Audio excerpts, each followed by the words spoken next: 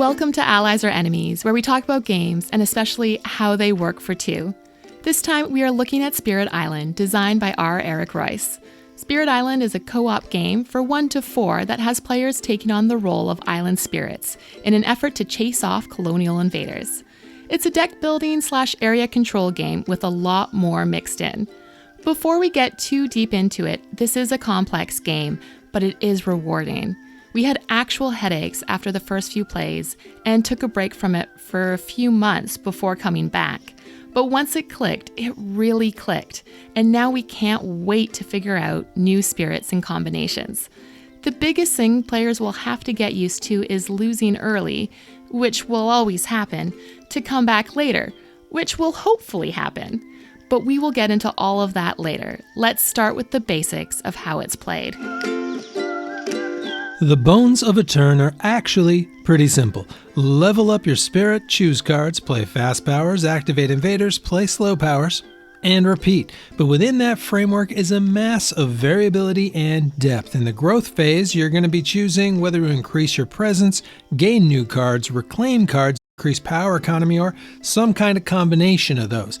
Then you choose your cards, and you need to think about if you want to play before or after the invaders, if you have the aspects to trigger your innate powers, if you want to attack current invaders or stop their spread or remove blight, and how do you work with your partner or partners should you spread fear.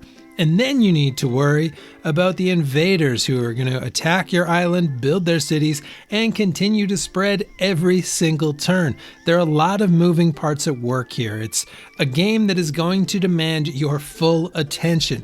But luckily, the rules are pretty easy to follow, with a couple of notable exceptions, such as the fact that invaders attack both the land and islanders simultaneously.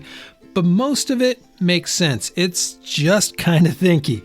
And it will require multiple plays before those things fully click. You win by either raising the fear to the max level or destroying invaders to match your current level. You lose if invaders finish their colonization or if your island becomes too filled with blight. The replayability here is through the roof. The core box includes 8 spirits, ranging from fairly simple to quite complex, and all of which play very, very differently. Some spread fear, some destroy, some defend, some focus on one type of land or on acting before invaders. They all have different starter cards and innate powers, and the spirit you choose will greatly influence how you play. And then there is the difficulty, which starts at fairly challenging and ramps up to nigh impossible, finding ways to meet your ever-growing comfort and expertise at the game with new bumps in the road. The base game comes with a number of adversaries with a range of difficulty levels, as well as 2-sided boards that offer a more complex and realistic alternative. We have played this game a lot and have still barely scratched the surface. Although that hasn't stopped us from grabbing the expansions, which add even more spirits and adversaries and tokens and cards, to the degree where we could play this game every day for months and still not see everything. Spirit Island plays from 1 to 4, or 6 if you've got the newest expansion, and it seems to scale well, as each player adds 1 new board as well as a proportional number of invaders and islanders, and everyone acts simultaneously, so added turn time shouldn't be a factor, but added planning time probably will, as more spirits means more combinations, more danger, and generally a bigger web of decisions. We, of course, only play with 2, and 2 players is great. It's fun figuring out combos of spirits and getting to use some more specialized ones that could be tricky in solo games. One big plus is that this is not a game that is going to have an alpha gamer quarterbacking problem. There's just way too much going on.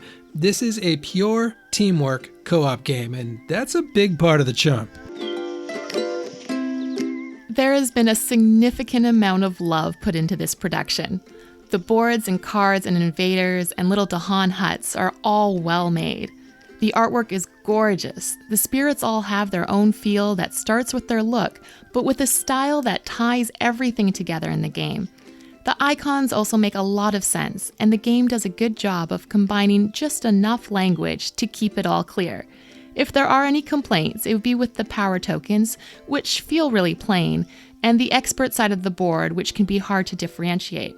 But those are small complaints in an otherwise outstanding production.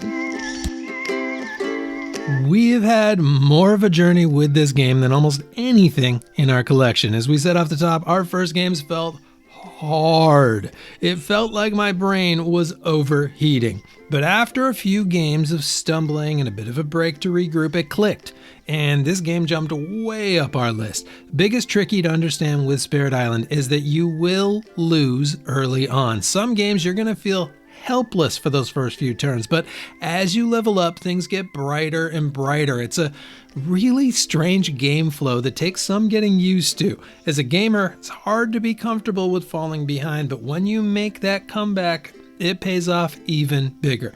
This should not be the first co-op game you play. It shouldn't even be the third, but if you are looking for the next level and you've played Pandemic and you've played Pandemic Legacy and maybe another co-op game and you want a real sandbox of choices and you're okay with a learning curve, this is a game that is going to become a real staple of your collection. And that is it. We'd love to hear about your own experiences with this game. Did you have the same learning curve? What are your favorite spirits? How are you enjoying the expansions? And please do like and subscribe, and hopefully we will see you all next time for another game.